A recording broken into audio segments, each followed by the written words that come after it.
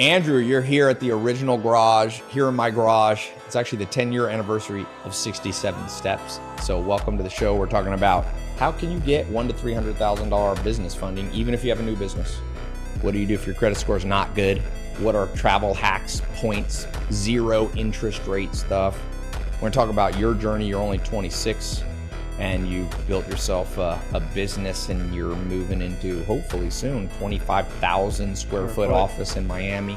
We've got some ideas on naming the business. Thanks for being here. Let's talk. Yeah, let's talk. To be here.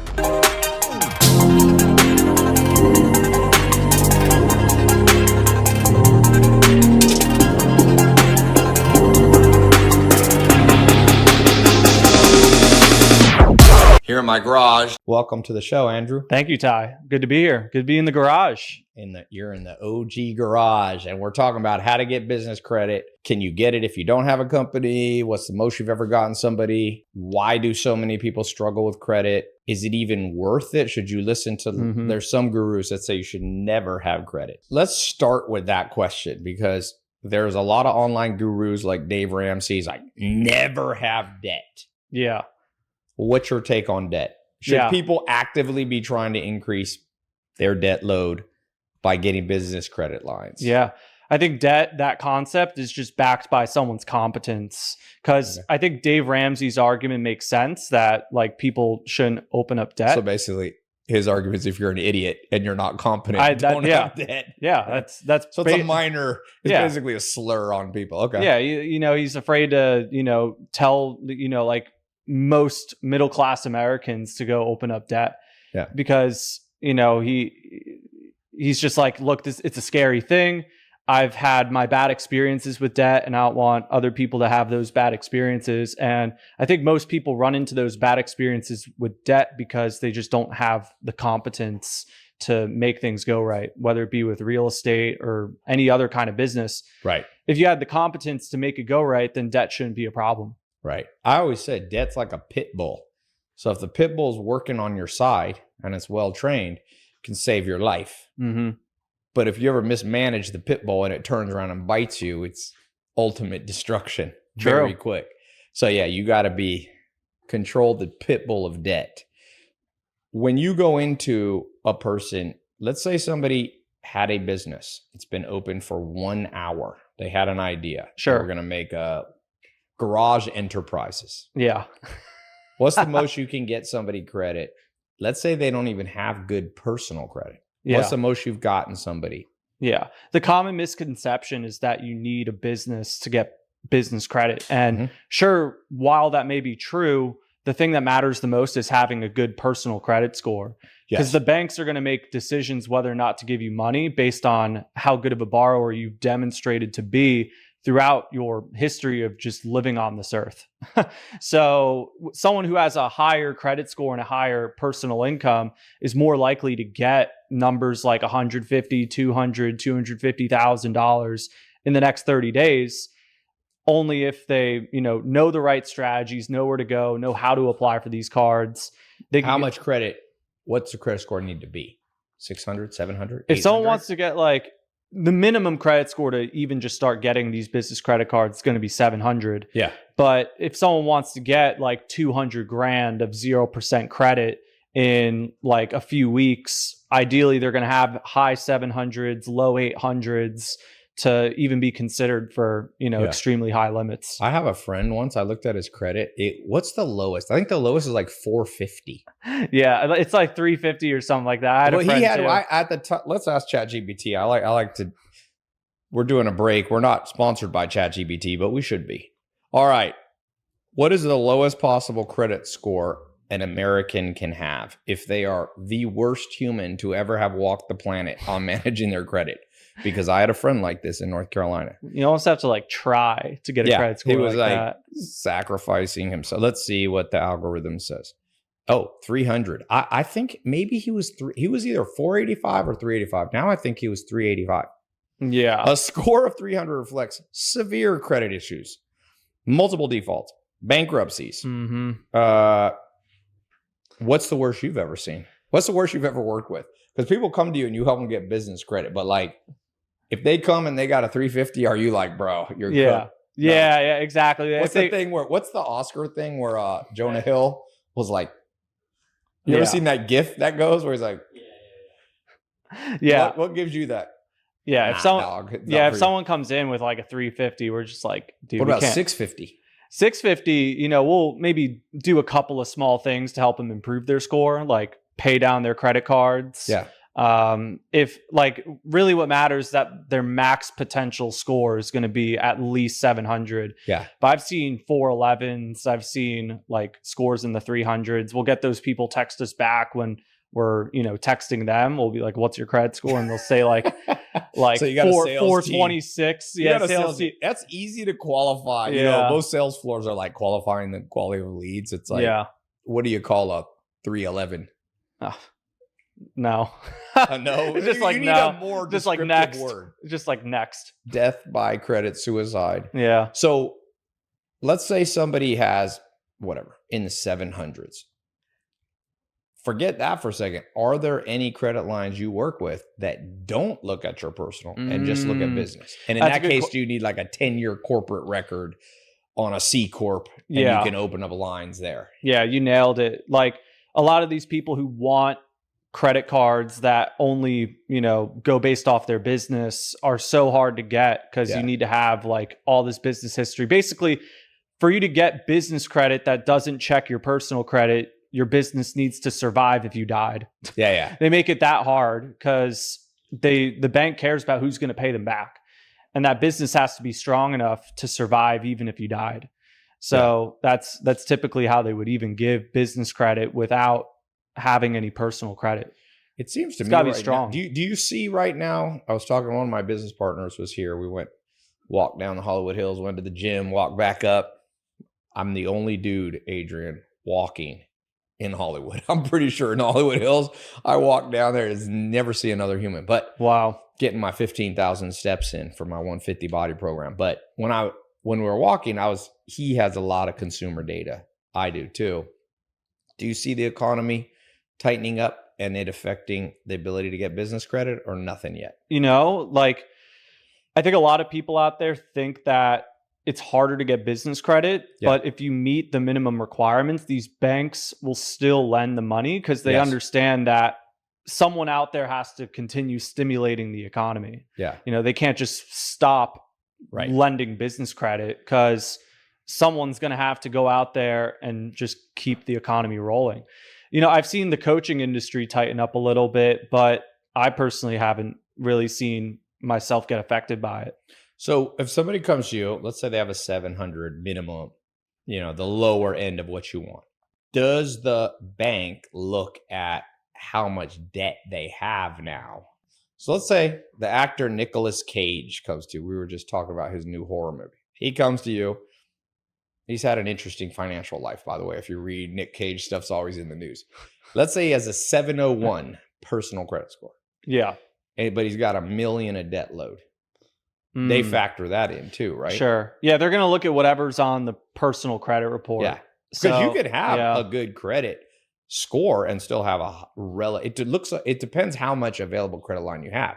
If he's got a 10 million line, only has 1 million utilization. Sure. That's much worse than if he has a 10 million line and 999 million. Yeah. 9,999,000 is used. Yeah. The banks don't want to expose more money to people who haven't paid back the debt that they've already incurred. Right. Yes. So especially when you factor in someone's income to say they had like a 10 million line. Yes. And they had like $1 million being used. They'll factor in like what your income is to determine, hey, should I expose more capital to this guy? Yeah. Do you go, these lines, are you ever using Amex for people? Oh, totally. Yeah. Amex is just giving out free capital all the time. Yeah. Like they're still giving out money. Sometimes people will get stuck with a 2K limit, but if you build a relationship with them over time, you could start getting $25,000 limit cards and even higher than that. But Amex is more of a charge card. So people have to pay it down every 30 days. There's a difference between a true credit card, but you still like people to get Amex just to build credit. Yeah. I mean, I think Amex is just such a great card to have in your wallet. Yeah. There's obviously a lot of charge cards. And I think a lot of people think of American Express for the charge cards, but they actually overlook two simple business credit cards. They have like the Blue Business Cash and the Blue Business Plus, which they'll give the black card. Don't forget the black card. Of you course. getting anybody black cards? You can't just get those as easy. Not yet. No, no, personally, no, not yet. No black cards yet. But you know, a lot of like starter business credit cards. Yeah. You know, most of the people who work with me are like starting a business for the first time. Yeah. They're either doing they're doing nothing at all, 6 figures, 7 figures, maybe 8 figures. Some of those 8-figure guys will, you know, can get like a gold card or a platinum card and start focusing on those point benefits and those cashback benefits, but no one with a black card yet. I'm waiting for it. You got to get to that level. Yeah. Black card's kind of cool to pull out, and you can be like, oh, yeah, I got a black it's a card. flex. It's a flex card. I feel like I've pulled it out, and it's not the greatest flex I've ever. It's like I was in Dubai, and their flex is like whoever has the license plate number 1. Yeah, I'm like, no offense to Dubai, I like Dubai, but I hope I never get like that, where I'm like core goal in life, where I have the lowest numbered driver's license plate. Yeah, it's like a status thing. I think somebody paid like $8 million or something. Yeah, to be number 1. Yeah, I've seen those go off in auctions. I'm crazy. Telling you, that's all dudes. Yeah, because no women will judge you on a lot of stuff, but not your license plate number. So is dudes competing? There's something called intersex competition and intrasex. So men in the dating pool have two competitions. That's men of the same sex as you, other dudes. I mean, humans of the same sex, other men. And then you have across sexes, men competing for things that attract women. Yeah. And they're not the same. That's why I said that Dubai market, there's many things that men do to try to attract the right woman. But the license plate is not one of them. Men often don't realize women are not as attracted specifically to money in this. They are attracted to money, but in a different way than men. Yeah. Like men, like as a dude, having a Bugatti. Okay. Now they talk about what colors your Bugatti. I remember here in Hollywood, first time I ever drove a Bugatti, I knew the CEO of North America Bugatti, and I drove one of the new test ones. It was like 1,500 horse, 14 or 1,600 horsepower. Women can't tell it's not an Audi. I'm just telling you right now. Bugatti, men can though. I knew a guy when I had nightclubs in North Carolina. He bought a Saturn, red one. And I knew because I had a Ferrari. And he bought a Ferrari emblem and put it on, and he would go on dates and girls would be like, my Ferrari never was detected. Yeah. Guys would call him out, be like, bullshit. The reason I know this is this one girl, I had a Ferrari, and I got a text, and she's like, oh, you're driving next to me on the freeway. And I'm like, I'm at home. And she took a picture of it was this dude's Saturn. You couldn't tell. So anyway, black card is a status symbol that men want. If you're a dude and a woman likes the fact that you have a black card, run for your life. She's with you for the wrong reasons. So when you play this, the game of credit, and you have a consulting company, basically, people teach you. So what surprises you the most about, is it that business people doing $1 million a year don't know they can get business credit? Like, what's the most surprising? Or is it that they often have bad credit scores? Like, what's been the most surprising thing? I think the most surprising thing is that people don't know this exists, right? Like, a lot of people out there want to start a business and think that they need to have cash saved up to start the business. Yes. And 0% interest funding is just something completely brand new to them. Yeah. Because they're so accustomed with like cash back, rewards points, and so many people overlook the 0% offer that is found on credit cards. And, I think also too, a lot of people think that it's just a credit card, but a lot of people miss the fact that you could liquidate that credit card, with balance transfer checks, or you could, run it through someone's payment processor and get the money that way. There's so many things that you can do with it. Amex doesn't like that. Yeah, they don't like it because they make money on the cash advance. Yes. Right. Like, a lot of people can go and do it, but no one really thinks to do it. Yes. So, people buy something from a friend of theirs. Yeah. Who has a business, pay with Amex, and cashback's a good little fee. What do you think about crazy things. Like there's some dudes, I was watching a reel the other day. This dude is buying real estate on a credit card. Yeah. He's like, I'm buying an apartment complex. He rolled up and the people were like, we won't take credit cards. Like, why not? Yeah. Any crazy stuff like that where people are like, yo, I'm going to get Lambo credit card. Yeah. Like, I card. think it's so interesting because everyone has like a different business that they want to start. Yeah. I mean, man, craziest business I've heard of someone starting with a credit card. Yeah, I think the typical ones I'll see often are real estate, trading, e-commerce, starting a marketing like inventory. Yeah. What about paying employees, stuff like that? Yeah. I haven't gotten anyone that's wanted to do like OnlyFans yet, or like, like you get people that want to do entertainment businesses too. What were they? Like you mean subscribe to somebody else's? Yeah, I want to subscribe to hundreds of OnlyFans using my zero credit card. Yeah, like I haven't gotten like crazy things like that. I mean, maybe like the different outcast ones are like entertainment or something like that. Maybe wanting to fund like an entertainment business would be like a little bit against the norm of what you would normally see people want to do. Like all these other things that everyone's, running ads for. Is ads probably, I would say, in the space you're an entrepreneur, running ads on YouTube and Facebook is probably one of the biggest uses of the credit cards, right? Yeah, that's what I thought, actually. When I started getting people funding, I thought it was going to be mostly, real estate, trading, e-commerce. But you'd be surprised. A lot of people really want, like, a lot of people who work with me want passive income. They just want things handed to them, investments that are reliable. Because, oftentimes I work with an older audience that just really wants to retire or have more time, freedom for themselves to do what they want when they want. Yeah. So they want to be able to, they haven't saved enough money in their life to be able to go invest money into their retirement. And they see this as an opportunity to get their hands on something like $100,000 and put it into a hedge fund or put it into a YouTube channel or an e-commerce store that they just got to be careful with that. Yeah, exactly. That's why back to the Dave Ramsey point, like if you don't have competence when you start using debt, you're already fucked. Yes.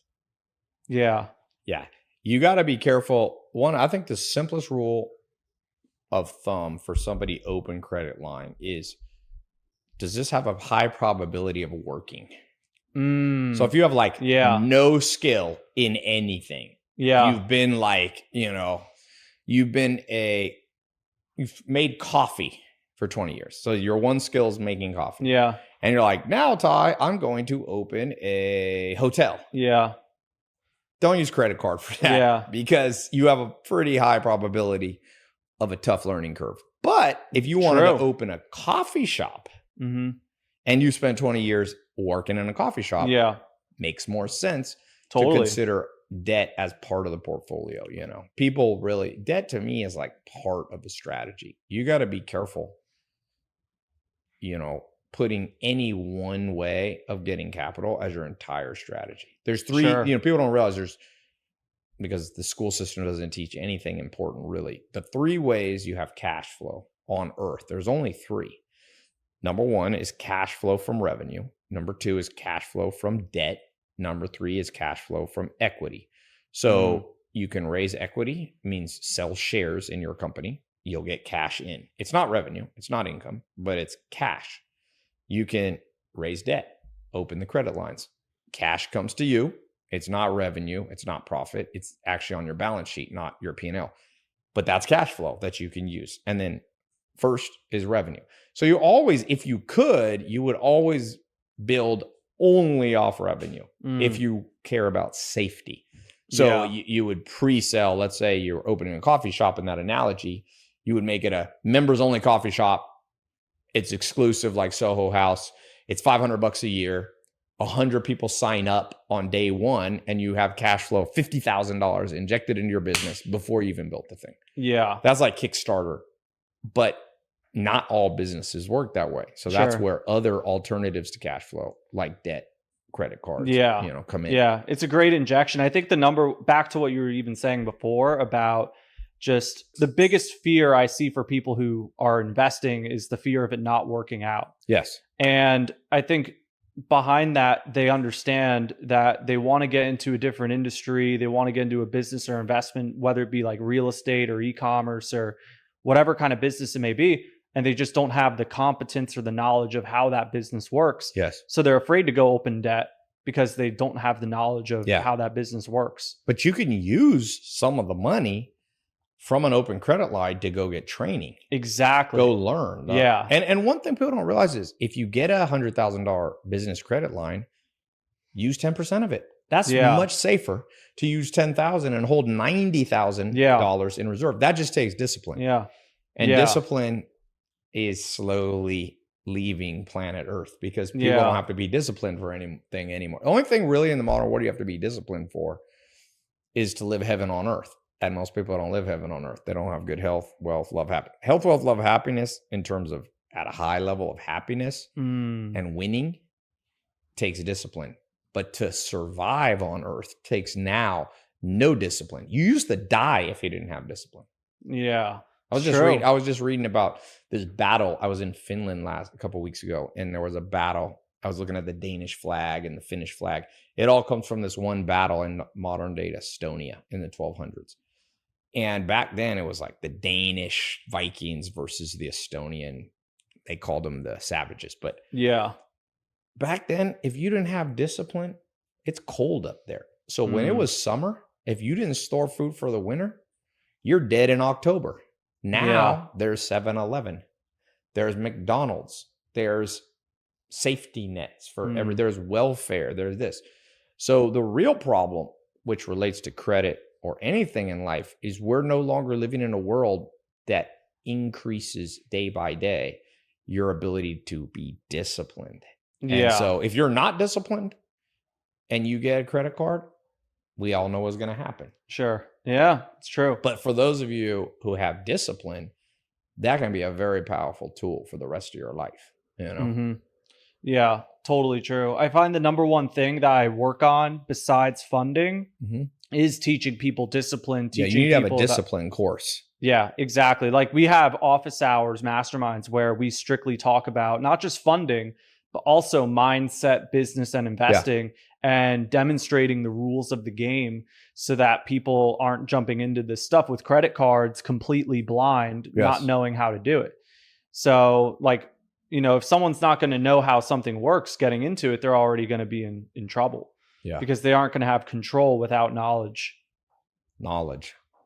This is the garage where a phrase was born, right here, right over there.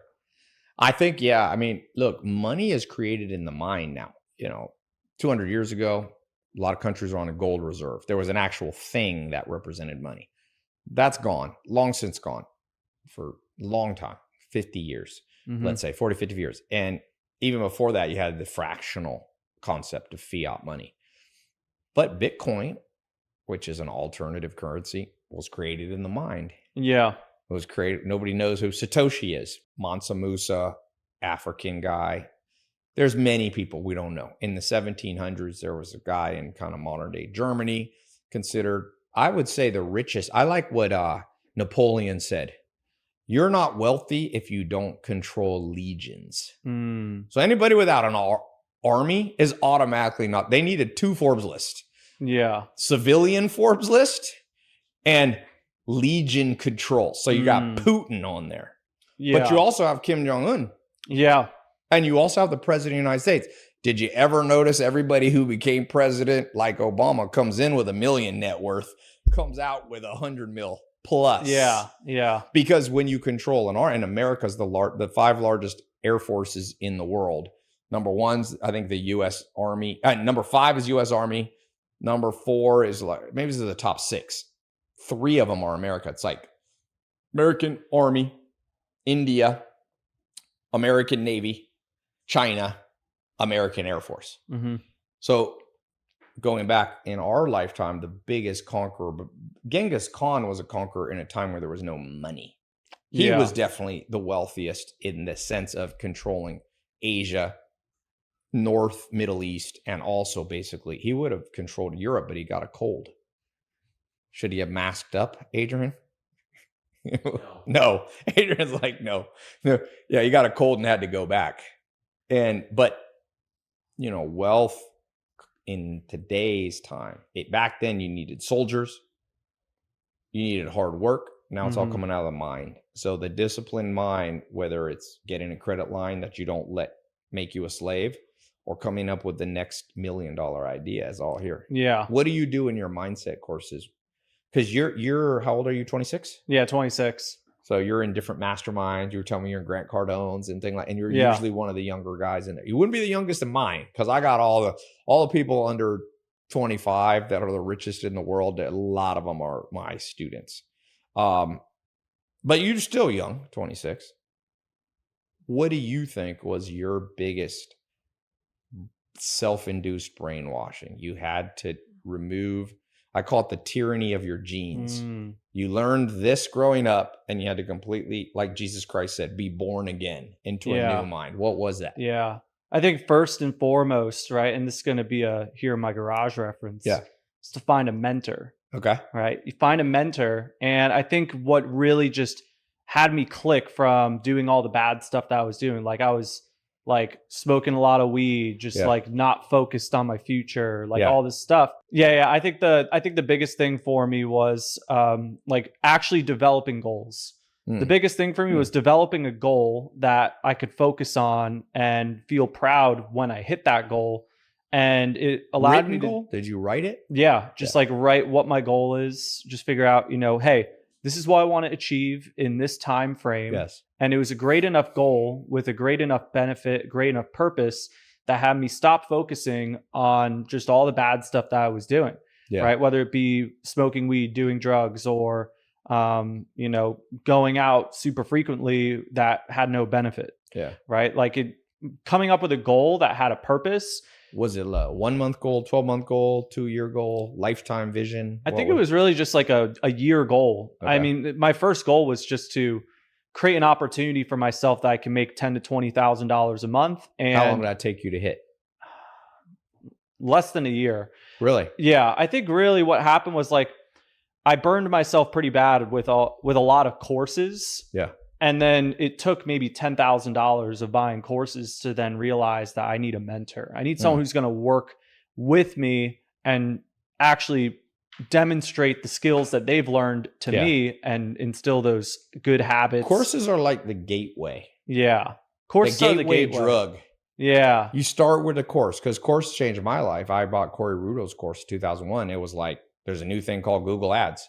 It's the one thing. I paid all the money I had on my bank account. It was like, I had saved up like $400. Yeah. Because I bought the upsells. He had an upsell path that I was like, one click. Man, one click. Wow, that's crazy. But one course. Yeah. Took me about 9 months to get to $8,000 a month, pretty much on recurring. Yeah. I had residual income. Yeah. From I was selling life insurance, finance, annuities, all this stuff.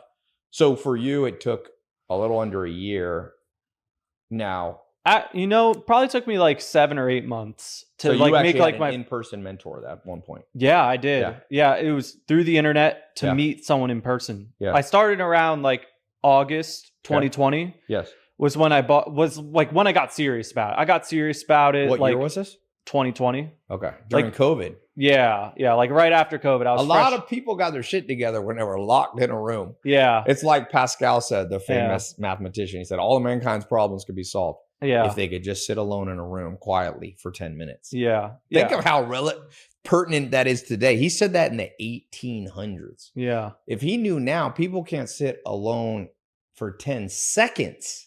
There's distraction inflation too. Bro, everywhere. Yeah. That's why it's so important to just get focused on something. And I think fortunately I had those habits of like, once I found something I knew I wanted to do, I had really good focus, really good discipline. It's hard to teach those things sometimes, right? Especially when finding leaders and finding opportunities to, work with others. How many people work for you now? How many people? 70. 70. 70. Okay. 70. Yeah. 70 for those of you listening. How many languages do you speak? You said you're Italian. I just speak English. Come on, man. You need poquito español. Poquito. Where's the discipline needs to apply? Every human should know at least 3 languages. Yeah. At least 2. And then a couple. I'm like fluent somewhat in 2. And then I got a couple half languages. Yeah. Portuguese, a little Swedish, Danish. We got to get all those things, by the way, are great ways to increase discipline. Mm-hmm. Learn a musical instrument. I taught myself to play music, read music when I was 16. That in hindsight, wasn't doing it, but that helped me. You got to sit there and look at notes. Yeah. Everybody should learn how to read music. People listen. I always say, Karl Marx said that the opiate of the masses was religion. But that was he wrote that in the 1800s. That's not true. Mm-hmm. The opiate of the masses now is music and sports. Mm. And so I tell people, don't listen to music. Don't watch sports. Play music and play sports. Mm-hmm. Yeah, Karl Marx said the opiate of the masses was religion. That was true maybe in the 1800s, but it's not true now. The opiate of the masses is sports and music. Look at what trends more than anything on Twitter, sports and music. More than politics. You could have World War III and it's going to be trending below the World Cup. Mm-hmm. And it'll be like, most important thing, who's winning the World Cup? And by the way, there's a nuclear holocaust happening. Yeah. We'll break that. But I tell people, try this for a year. Don't listen to music. Don't watch sports. But play a musical instrument and play sports. All the value is in doing this stuff. Yeah. You think there's value? I remember Zach, rest in peace, our friend here. I'm at a Laker game. I could track my net worth by where I sat at Laker games. It's pretty funny. When I first started, when I grew up, my family never had the money, even though I played pretty high-level basketball in high school at one of the top schools, Enloe in North Carolina. We never had the money to go to even one NBA game, which is crazy because it's like $50 back then to go to a game. So then I moved to LA and I had enough money to sit at the top. I remember I was like, I was making money, but I was like not making enough. I sat at the top. I slowly made my way down. Eventually I was sitting on the floor. And then there's one seat at the Laker Stadium where you get to essentially sit on the Laker bench. It's like 25 to 35,000. And not for two out of the three last games that Kobe Bryant played, I sat next to him. It was crazy. I'd wear my Laker jersey, and when it would pan across, my friends would be like, bro, it looks like you're on the team. Don't quite look like I'm on the team, but that was my flex, right? That's as close as I ever got. Although Steve Ballmer had a bet with me, the owner of the Clippers. Yeah. I don't know if I haven't told this story much. So Steve Ballmer, there was a charity, and I'm friends with Chris Paul. I'd go every year, Steve Ballmer there, and I said, Steve, we had dinner together, and I said, if I beat Chris Paul, I've been playing him in horse for charity every year. If I beat him this year, you have to give me a 10-day contract with the LA Clippers. And he was like, go for it. So Chris Paul shows up at my house. It's funny. I have it on my YouTube. Chris Paul shows up and I'm like, Chris, bro, I normally wouldn't ask you this because it's unethical, but can you let me win? He's like, no, Steve Ballmer told me I must destroy you because the year before from like 18 feet, I can almost shoot like a pro. So first time Chris Paul played me in horse, I was up, like he was like HOR. I only had H. So the second year he came and he decimated me. But Adrian, if I had gotten that 10-day, I told Steve, preseason games only. Just let me run out. I don't even need to play. Let me do a layup on the layup line. I would have become the most annoying man on earth because I would have wallpapered my house with that 10-day contract. I would have gone to every park on earth and been like, yeah, I remember when I used to play for the Clippers. People were like, what the fuck? So I don't know how we got off on that story. Oh, where I sat, I sat all the way and then I sat next to Kobe Bryant. And then after that, I started going, I should play more basketball because all the benefits in the damn playing. Yeah.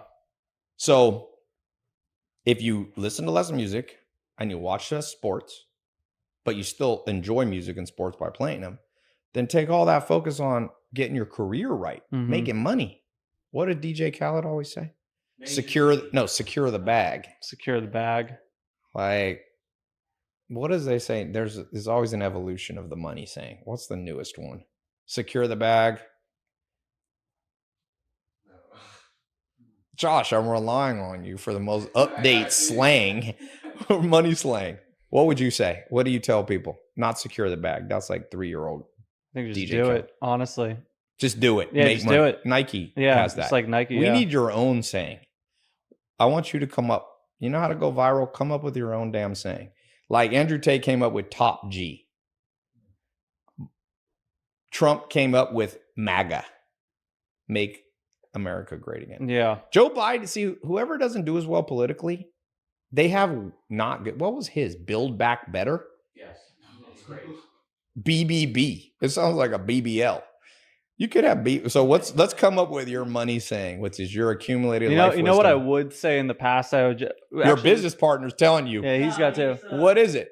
You know, he'd be like, done. Like, Done's good. Done's good. That's one of my friends. He'll just say done to everything. But I think for me, like in the beginning, when it was like just me on my team, I would just like kind of add like a little slogan at the end, like "Go fund yourself." Hey, Like, that's a good one. Yeah. Yeah. You don't have swag and gear and clothing line for every person? No, not yet. You need to trade. Yeah, I This do is need to do Hollywood that. Hills. Paris Hilton trademarked. What was her stupid one? That's hot.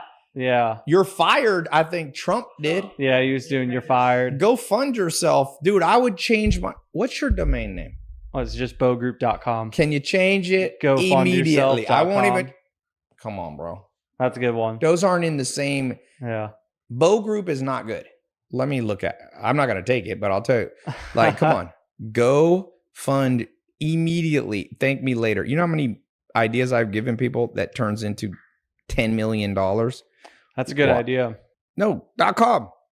Man, you guys are jumping right on it. Well, you should go buy this one.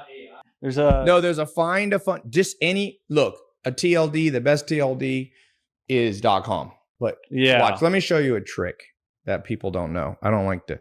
It's the simplest trick ever. You go to GoDaddy bulk domains. Okay. It's on, yeah, someone's got the what? No, Find but and fund my wait. car. Listen and learn, Kimosabi. Young Jedi.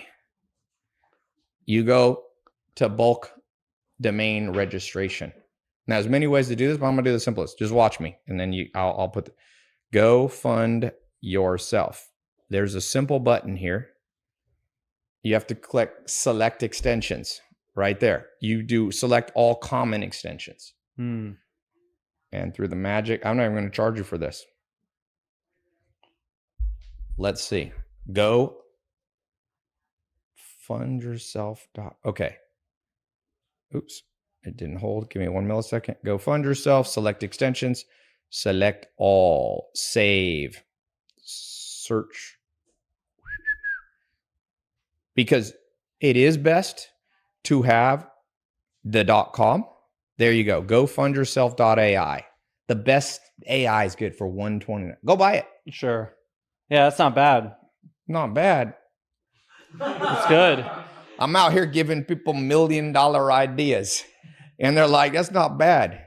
Dude, a good name can be worth, it could be your entire net worth at some Sure. emanates. Now you might think, well, Ty, it's more than just a name. Of course, you have to have operations and all that. But to be memorable is a big fucking deal. It's true. Big 1-800-Flowers. Dude made so much money because it's memorable. Yeah. Simple things like Geico. 15 minutes can save you 15% on your auto insurance. Half of America knows that. That's why I would buy big brands. Bodybuilding.com. That's a good domain name. Mm-hmm. You can have 8 to 9 figures of your net worth in a good name. So go to GoDaddy, buy this. We're going to time elapse it. You know how to buy domains? Oh, yeah. Yeah, easy. Okay, GoDaddy, you can't do an app. You can also use Namecheap. There's other good ones. This is important skill, dude. GoFunders. I helped a guy who owns a huge business buy such a good domain. Let me tell you with domain names, till you get a fucking confirmation email to your email. I've once thought I bought a domain and it glitched out. Didn't even show a mistake. When you get that damn email, then you hold up the email. There it is. Check your email. Trust me. Do the email. It's better. Oh, I gotta log into that email. Okay, that's fine. You got it. But just for those of you watching, yeah, that's a good domain name. What? No, I can't even remember your thing, and you told me 3 times a 10% lift on your entire business. Sure. So however much money you're going to make in your life, add 10% from that business. And what's crazy is that's marginal dollars. So that's profit. Mm-hmm. So remember, the average business is between 5 and 25% profit margins. So if you add 10% on, it's a big fucking deal. the first 10 million you make goes to expenses. So it's all the marginal last money that you make that actually goes in your pocket. So yeah, go fund yourself now you need to check the trademark registry in the United States. Sure. You now can actually watch this, use ChatGPT. It's pretty good here. Watch, go here. My friend just bought gofundyourself.ai. He has a funding business based out of Miami. He helps people get business credit that are doing between $0 in business revenue and 10 million. Can you quick do a browse of the U.S. trademark directory and see if there's anything related to credit line, consulting, or finance that already has that? Let's see. Odds are there will be something similar, but sometimes there's dead trademarks or there's trademark in a, let's see. Okay. There are no existing trademarks. So you can also look, you can click on it gives you the link. It's public record. These are very important skills. I buy intellectual property. People don't understand. There's levels of entrepreneurs. I call them, there's white belt. That's somebody who knows literally nothing. And then there's blue belts, which you have a lot of. Those are people that figure out how to make 10 grand a month. Then you have purple belts. I do Brazilian jiu-jitsu, so these are the Brazilian jiu-jitsu belts. Purple belt is somebody that figures out how to make 1 to 10 million a year revenue. And then you have brown belts that figure out how to do 10 million to 100 million of revenue. And then you have black belts that have done, and you can use lifetime income. You don't have to do per year, You can be a black belt, which is 100 million to 1 billion of revenue in your career. And then you get into coral belt, which is 1 to 10 billion. And then I'm in coral belt level. But then you have red belt, which is people who have done more than 10 billion. So all of these things I'm showing you, like how to use the trademark directories, how to understand memorable names, these are all things that as you learn more, as you go up the belt levels, you'll understand. So this alone wouldn't take you from a blue belt to a purple belt or a purple to a brown. But this is part of the set of weapons you need in your brain, is how to think through branding. It's a big deal, dude.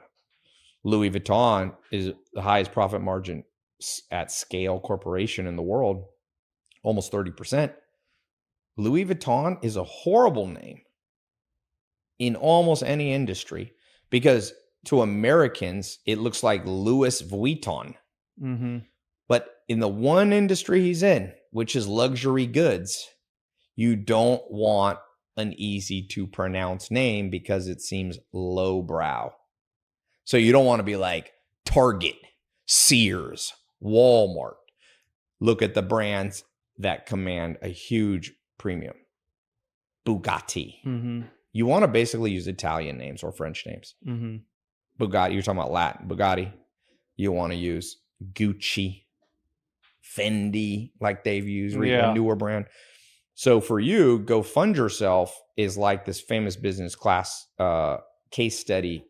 A guy was selling industrial fans, not making any money, and he changed the name to Big Ass Fans. This is one of the first kind of case studies in branding that came out 20 years ago. And by changing the name to Big Ass Fans, then at every trade show, he would hire football players who had retired but were well-known, NFL, and they would, how you pay them like $2,000?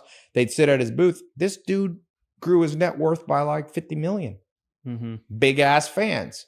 It's memorable. It's kind of weird. It's like, what? Big ass, and it's industrial fans. So for you, if you're at a conference, you going to trade shows and conferences?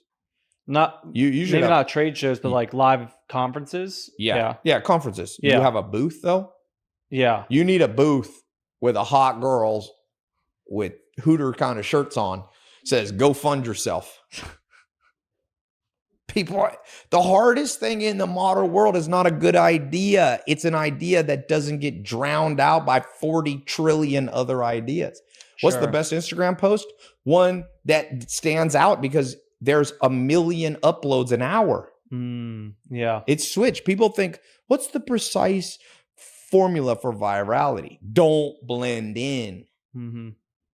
Bow Group is the ultimate blend in name.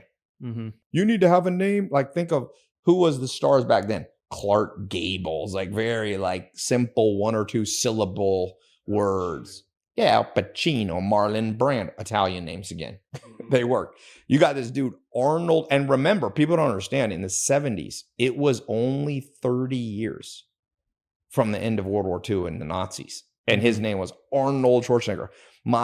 I'm half German, and I met my mom's cousin, first cousin. So he's my first cousin once removed. You got to use ChatGPT to ever know whether they're your first cousin once removed or second cousin. But he's my first cousin once removed. He is much older than me. And he remembers when he was in high school in the 70s, if you were German, everybody made fun of you. So Arnold Schwarzenegger stuck with a name that had guaranteed hate because he was a Kraut. That's what they called him. Austria fought in the army with the Nazis. But he stood out from the crowd. And he's the first man to ever make $30 million from a movie. Terminator 2.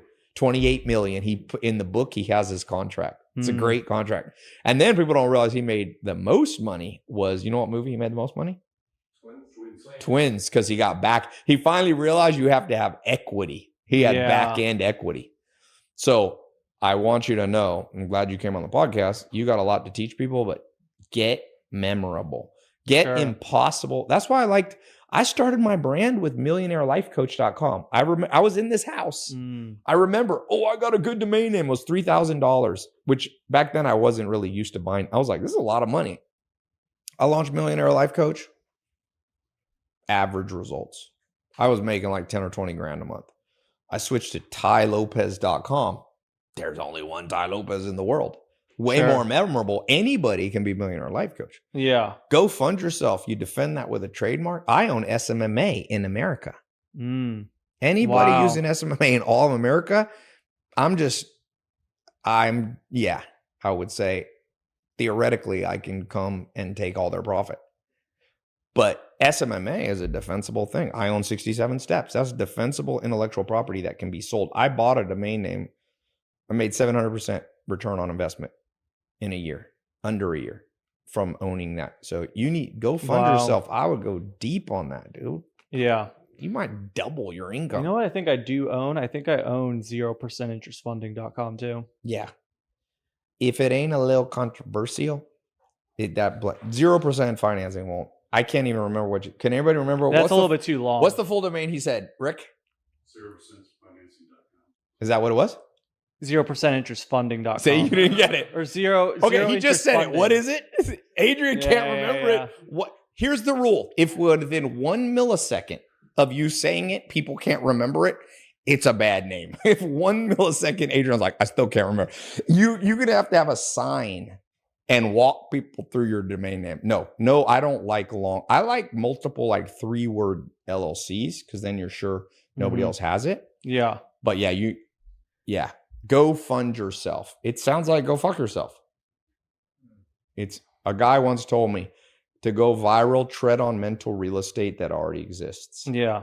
That's why I like Lambo already is a status symbol. So when I stuck a Lambo in my garage, I wasn't trying to forge new status territory in the mind. These are my 39 triggers. I used to teach the 25 cognitive biases. Now I've found 14 more that trigger people to buy. So in the 39 triggers, one of them is be memorable. So let me ask you a different question here, because one of the things I think is important with credit, I have a friend, he has a big clothing line. He's funded his whole lifestyle off travel points. Do you, with your consulting, help at all with that, or what's your? We help a little bit with travel points, but mostly with the 0% offer. Yeah. There's a lot of, I think travel hacking really comes down to understanding where you spend the most money with your cards. So if you're spending a lot on advertising, there are certain cards that you should use to maximize your travel. Like which are some of the cards you like for travel? So it's kind of interesting. I'll balance the American Express Gold card with the Platinum card. Yes. Because sure, you get a lot of airport benefits with the Platinum card, like the lounges and 5 times points when you buy things through Amex Travel, but not every person is buying through Amex Travel every day. Most business owners are spending money on advertising or maybe softwares or restaurants with clients. Yeah, because you'll maximize the amount of points that you have with the gold card, spending all your money on, advertising spend, things like that, where you get more incentivized with the gold card. You get 4 times points. And then you use all those points on Amex Travel, and then you use the platinum card for all Chase the other has stuff. a good card too. Yeah, Chase has some good cards too. Sapphire Reserve. Yeah. So the thing you like, do you do cash back stuff too? So yeah, definitely. We'll do cashback stuff before the travel point stuff, but You think that's more important? a lot of people really just like cashback. I think the travel point stuff Then is you really can travel with it. I use the cashback. I use the travel points all the time because I'm always traveling, right? Like Did you do that to come here from Miami? Yeah, just use travel points. Yeah. So was it free trip here? yeah, free trip. Yeah. Yeah. I was just in Finland. Like we booked my whole hotel. It's a good, cool hotel right on the water. It's like total cost is whatever, $100 for a week or something to have like a badass place. You know? I wonder, what's surprising to me? Airbnb needs to figure out an Airbnb card that somehow gives you points. Like Expedia has. And like accumulate it, and they'll say it's not that hard. They're going to say, well, you have dispersed independent operators, but that's easy. You can soon any idea like that. Come on, they got the Airbnb fees. So. Yeah, they have it. Yeah, exactly. they could offer it. ChatGPT soon, AI will be able to think through all these business problems. Yeah. Now, do you have any algorithmic stuff you're doing yet? Yeah. To help figure out the odds that people will get business credit. The odds are through experience. Yeah. Like the odds are almost always the same, which is why we could offer pretty consistent results for people. Yes. Because we've done, so many rounds of funding with so many people. Yeah. We almost always know what someone's going to get when they present us their credit profile. So basically someone comes to you, they just print out their TransUnion, their kind of 3 different credit bureau scores. And you can pretty much be like, well, we can probably get you $100,000 or nope. Or you might, what's the most you've gotten somebody? Like 330. 330. Yeah. Right out the gate. Right out the gate. Existing business or brand new? That person had an existing business. But it didn't really factor in. They just had really good credit. It didn't really factor in. They just had really good credit and they lived in a really good place. Yeah. Yeah, like low 700s, 800s. Yeah, they lived in a good place where there was a lot of lenders. So one of the factors that goes into getting 250,000 or 200,000 or a lot of funding is not just your credit score, not just what kind of business you have, but also where you live. Because so where's the best places to live? Florida, Texas, North Carolina. Really? Those places. It must be algorithmic. They have an AI that says people who live here are more likely to pay us back. Not just that, but there's more options with more different lenders, right? Gotcha. Like there's more banks in those states. So where's the worst place to live? North Korea? Is there a North Korean zero credit card? Tough places. You want a North Korea card? And they don't have a black card. They got a red card. Tough places are going to be like U.S. territories. Like Puerto Rico's hard? Yeah, like Puerto Rico, Virgin Islands, like middle of nowhere states. Yeah. Like what? South Dakota or something?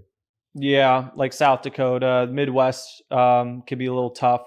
Like right smack in the middle of the country where like no one is in mountain time. Like Hawaii's kind of tough. So these places where there aren't any. LA, pretty good. I get a lot of people from California and they usually get between like 50 and 200. Really? Yeah. Brand new business, as long as they have a great credit score. And that is 700 still a little low? Is it I think 750? 750 is ideal. Yeah. Like if you have a 700, you could get roughly 50,000. Yes. But if you have like a 750 to 800, you're going to get, bigger chances of getting a lot more. So somebody watching who doesn't have good credit, maybe they have a crazy thing on their background. What are you doing with them? Are you referring them out to somebody else who specializes? Because you don't really do credit repair. Yeah, I don't really do credit repair. So if someone needed credit repair, we would refer those people out. So when someone pays you, what are they paying for? Because someone could learn to do this on their own. Sure. Is it just like you're way better at it and it's faster and you don't charge that much money relative to how much money they're going to make back? Exactly. Yeah, I think that's a really good point. It's like we're going to be able to take them through the process with no questions, like no, hey, am I doing this right? Yeah. Because sometimes if they bounce around, they try applying for all these different cards by themselves, Yes.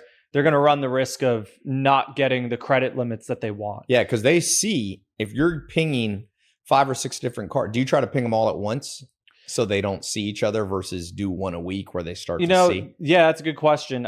We layer the stacking of the cards in a specific order where the banks wouldn't mind if things happened in a specific order. Yeah. So it just depends on like so you have what a little state. bit of proprietary tricks up Exactly. your sleeve. Yeah. We have some tricks up our sleeves so that way they can get like 12 cards in a short span of time. It could be a day, it could be a week, but we have a method where they could apply for multiple cards within the span of a week, and all the other banks don't really mind. And there's no problems with it not violating any terms and conditions of the credit card companies or any U.S. laws. There's so much regulation nowadays. I think most people are just afraid to do it. Yeah. Because because you tell the truth on all the applications, right? Exactly.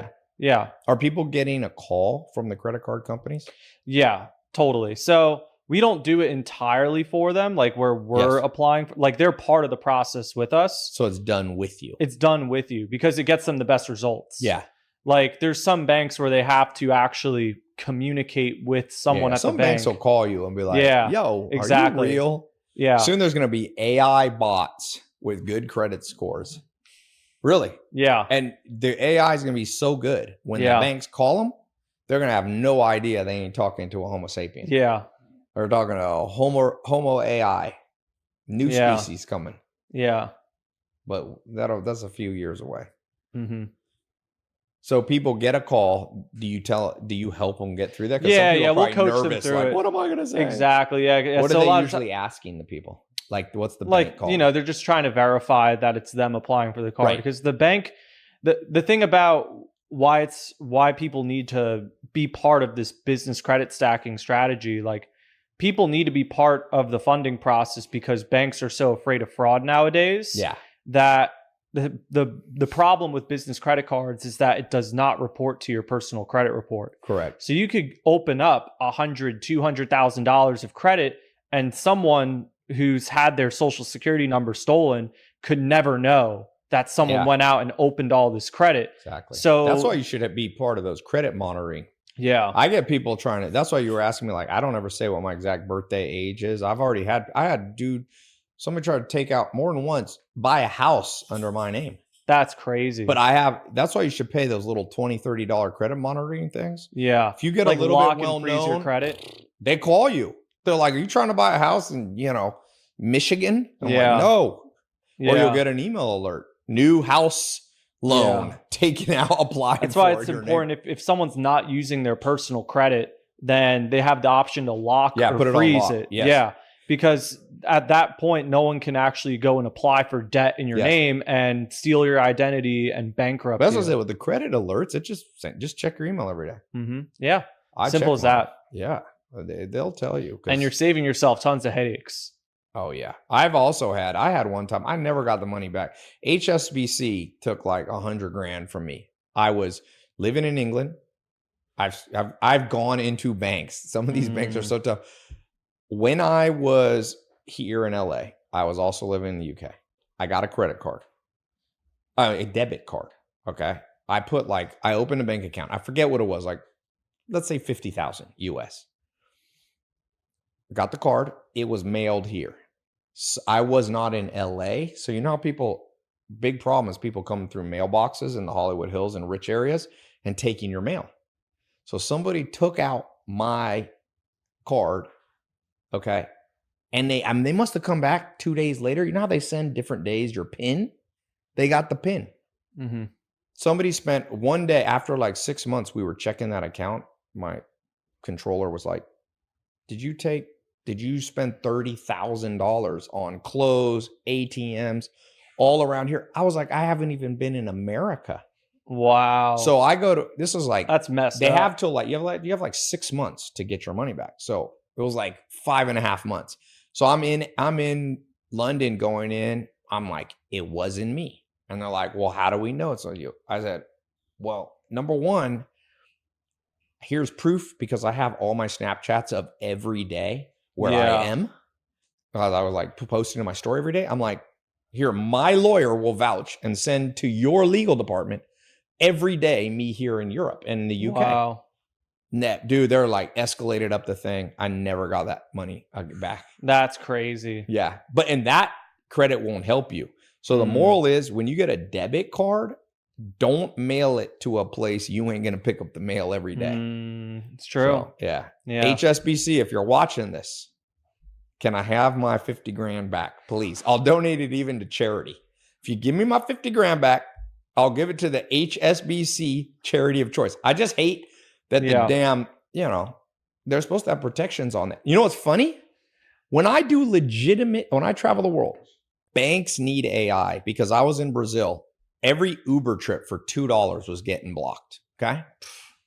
Then this happens to me with HSBC. Somebody pulls out 20 grand buying clothing. That's and crazy. they could see, because I was using that card in the UK, that I'm like at 7-Eleven in UK. I'm like, you don't have an algorithm that says same debit card being used, same account being used in two places 10,000 miles apart the same day. Fraud check. Yeah. Nope. But when I'm in Brazil, Bank of America daily blocks me for it. I'm like, I want to call Bank of America president and be like, bro, let me get ripped off for 85 cents. Can you stop the $30,000? Nope. They train the AI. Big corporations are like, what's the stupidest use of our massive corporation? Let's block 87-cent Ubers, but 30,000 just flowing by. So yeah, don't trust banks. Get your credit on lock. And like you said, actually call them and say, I'm shutting down the ability to apply for any credit till I call you back. Yeah, exactly. Have you seen some horror stories like that where people's scores all messed up?